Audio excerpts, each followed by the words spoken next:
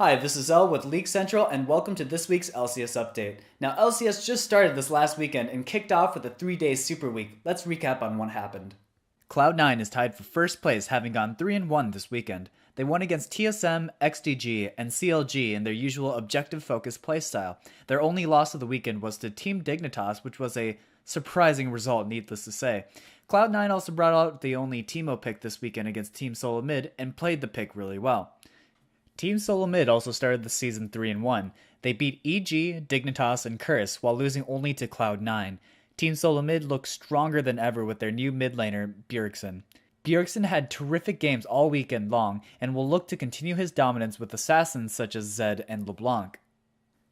In second place, there's a 4-way tie between Counterlogic Gaming, Curse, Team Dignitas, and Team Coast.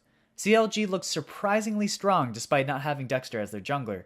In particular, their win against Team Curse was absolutely flawless. Their rotations and objective control that game was KT Bullets-esque, and maybe a direct correlation to Monte Cristo's strategic influence.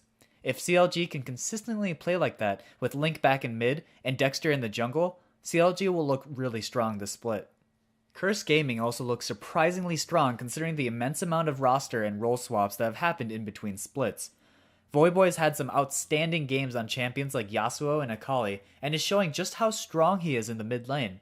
Curse as a whole had brought out some very interesting champion picks such as Pantheon and Wukong jungle, and Karthus top lane. Expect to see more surprises from them in the future. Team Dignitas had a rough start to the season going 0-2, including a crushing loss against TSM, where the match basically lasted just over 20 minutes.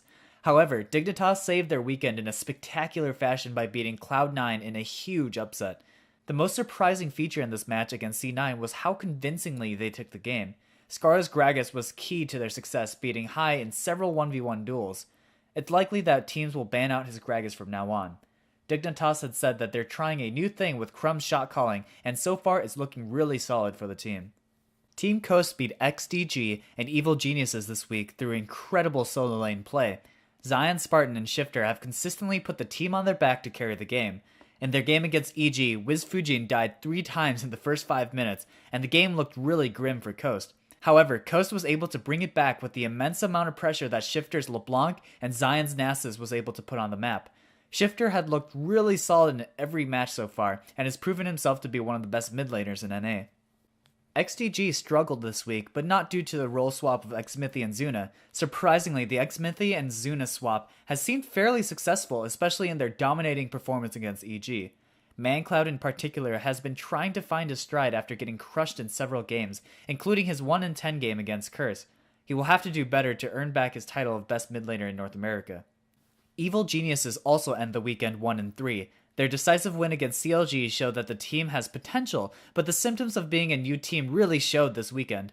They had some very strange champion picks in some of their games, and some poor decision making in others that contributed to their losing record. The future is still bright though for them if they can learn how to play better as a cohesive unit. That's it for this week's LCS update. I hope you guys enjoyed the video. Be sure to check out the links in the description below, and I'll see you guys next time.